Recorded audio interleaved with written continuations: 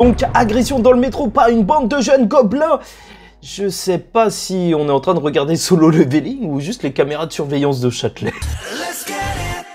Mesdames et messieurs, ici Chaz et on se retrouve aujourd'hui pour la review de l'épisode 3 de Solo Leveling, donc It's Like a Game, voilà, donc la référence aux jeux vidéo, on est en plein dedans avec cet épisode 3 et c'est aussi l'épisode qui marque surtout donc la fin de ma connaissance de l'œuvre originelle en fait, parce que j'ai lu que jusqu'à ce qu'il refuse, enfin qu'il ne fasse pas son entraînement et ensuite là je nage en eau profonde. Je ne sais pas du tout ce qui va arriver et c'est une véritable surprise pour moi et dans tous les cas j'ai cru remarquer et je trouve que c'est une série qui prend beaucoup son temps en fait, au-delà de l'animation qui est assez propre, hein, vraiment je trouve sans être top tier exceptionnel, à chaque fois que je me casse la tête, bah c'est une animation ultra propre et ça fait plaisir. L'opening qui est toujours aussi plaisant bien sûr dans cet épisode 3, bah on en est encore donc à la découverte donc, de ce qui lui est arrivé et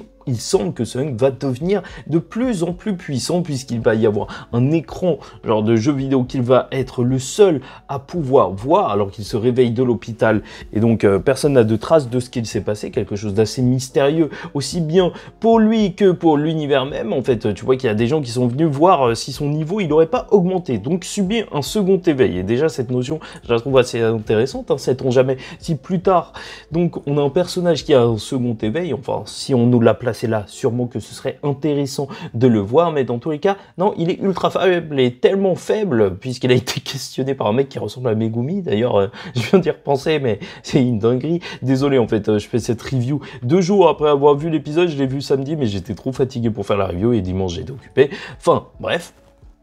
Donc voilà, il est à un niveau beaucoup trop faible, mais il peut subir un entraînement alors qu'on l'a vu côtoyer sa sœur rapidement. Donc son entraînement, bah, au début il va pas l'accepter, comme toute personne logique, et déjà ça fait plaisir en fait de voir un personnage dans lequel on peut se reconnaître plus ou moins, tu vois, il tente rire, il est à l'hôpital, il est fatigué, qu'est-ce que tu vas lui demander de faire l'entraînement de One Punch Man? Parce que c'est littéralement ça, donc il ne veut pas se transformer en Saitama, peut-être qu'il tient à ses cheveux, et donc le soir il va être directement téléporté en tant que pénalité durant 4 heures dans un désert où il devra échapper à des genres de scolopendres qui vivent sous le sable ou je sais pas quoi. Bref, en gros, soirée pourrie, hein, voilà, tout simplement. Et bien sûr, il va continuer son entraînement et le faire jour après jour. Et en plus, il obtient des objets, tu vois, en plus, à chaque fois qu'il s'entraîne, de pouvoir augmenter ses compétences, parce que déjà il peut augmenter ses compétences vraiment comme un jeu, donc c'est assez drôle. Et au final, bon, je parle pas du fait qu'il mette tout en attaque, ça se voit, il a été traumatisé par le fait d'être trop faible, tu vois. En même temps, est-ce qu'il a vraiment besoin de vitesse alors que depuis bien longtemps, comme il aura expliqué dès le début, donc il s'est habitué à observer son environnement, à esquiver, donc à se cacher, à essayer de survivre, donc peut-être que c'est vrai, sa priorité c'est l'attaque. Mais bref, ce que je trouve appréciable, c'est que au-delà de l'aspect jeu vidéo qui me faisait peur, hein, j'avais peur que ça fasse vraiment trop jeu et qu'il ait juste des bonus qui spawnent de partout, parce que tu peux faire donc des références en fait à un thème un petit peu jeu vidéo ludique, mais mal le faire en fait tout simplement. Et là c'est assez sympa parce qu'au final ça rajoute quelque chose, ça rajoute de l'entrain même pour nous, mais au final ça change pas grand chose, hein. Il aurait pu faire cet entraînement même sans tout l'aspect vidéo et jeux vidéo, et ça je trouve ça assez appréciable en fait. Il fait juste des pompes, il court et tout, il devient plus fort en soi, même sans le petit écran qui s'affiche. Au final, bah, c'est pas si fou que ça. Après, sait-on jamais, peut-être que c'est dans sa tête, peut-être qu'il est fou, mais je pense pas qu'on parte sur un délire du genre. Donc voilà, t'apprends que le reste de la team, ils sont traumatisés, ceux qui étaient venus jusqu'ici. Il y a eu des preuves, il y a eu des cadavres et compagnie, et alors qu'on va avoir donc un passage déjà même sur une autre guilde, et ça c'est assez sympathique, de gens assez puissants qui essayent de se démarquer, et on voit la fille qu'on a vue dans les précédents épisodes, celle qui avait l'air super forte et tout, et qui sera sûrement une des personnages féminins principale, parce que c'est vrai que pour l'instant je sais pas du tout le cast il va se constituer de qui, hein, celle qui a soigné Hong Sung dans le donjon où ils étaient avec les statues, bah pour l'instant je sais pas si on continuera l'histoire jusqu'à la fin avec elle. En même temps je crois qu'elle était drambée, donc oui peut-être, et c'est vrai que voilà, le personnage de Sung donc il est appréciable, l'univers en vrai, là, il devient de plus en plus mystérieux, parce que tu vois, même eux, tu vois, qu'ils comprennent pas forcément les failles. Enfin, les failles, ouais, les trucs qui s'ouvrent, les portails. Au final, ça fait qu'on découvre un petit peu avec eux. Donc, je suis autant perdu que les gens qui se trouvent à l'intérieur de cet univers. J'ai très hâte de découvrir comment ça se fait que même ce donjon, il soit apparu. Est-ce qu'il est né d'une légende ou je sais pas quoi? Est-ce qu'un jour, on reparlera de ce donjon, de ces statues mystérieuses? J'espère, parce qu'en vrai, ça reste quand même un gros mystère. Tu vois, si dans ce monde, en théorie, normalement, tu peux pas augmenter ta puissance, ton mana ou je sais pas quoi, là, donc, il a un moyen de devenir plus fort. Est-ce que ça augmente aussi son mana? Enfin, est-ce qu'il sera considéré comme classe S? Sûrement, parce qu'en vrai, on te parle de solo leveling, donc ça commence à levelinguer. Bah, là, on est bon.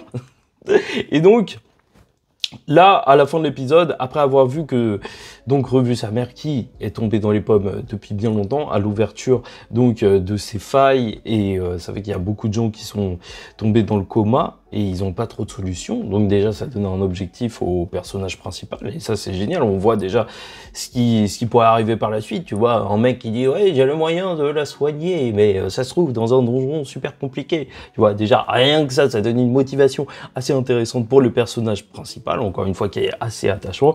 Donc, on le retrouvera tenter un nouveau donjon dans un métro où il va se battre contre des gobelins. Ça, c'était la scène de Châtelet, où il va se taper contre des petits gobelins comme ça, et il va réussir, même si c'est des gobelins qui lui ont fait la misère. Hein. Il mourrait avant face à eux, mais le pire, c'est que là, un chien loup bizarre, robotique, avec le bout de la mâchoire en bas refait, est apparu.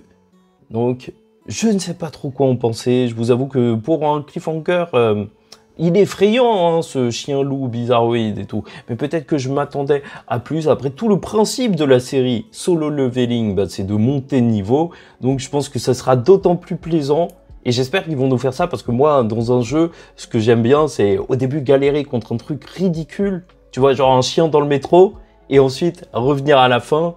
Et en fait, à la fin, tu vois, tu ne regardes même plus. Donc, je pense qu'on aura cet aspect satisfaisant parce que déjà, tu as un petit peu ça dans Solo Leveling, rien qu'avec cet épisode 3, tu vois, d'augmenter ses compétences petit à petit, devenir de plus en plus fort et ensuite faire des donjons, c'est vrai que c'est plutôt cool. En vrai, bonne vibe pour l'instant, et je vous rappelle qu'on n'est qu'à l'épisode 3 et que j'ai l'impression que ça va assez lentement. Déjà, rien que la lecture que j'avais faite, je crois que j'avais même pas terminé le premier chapitre, ou aussi peut-être j'avais commencé le deuxième. Mais là, on est déjà à l'épisode 3, donc vraiment, ils prennent leur temps et j'ai l'impression qu'ils développent plus de choses pour l'univers et compagnie. Et certes, pour ceux qui ont lu le manga, enfin le manga, donc le webcomic, le webtoon, donc...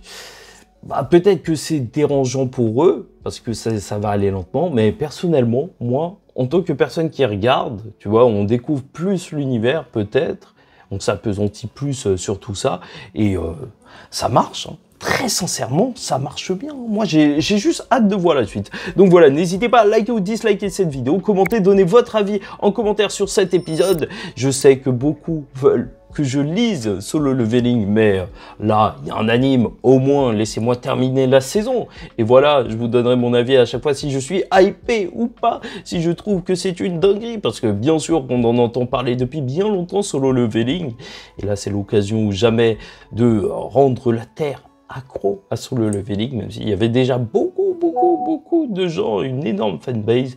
Et bref, donc... voilà, on en reparle la semaine prochaine, j'espère la vidéo un petit peu plus rapidement que le lundi. Et en attendant la suite, je vous dis ciao tout le monde, faites très attention à vous et surtout, paix sur vous.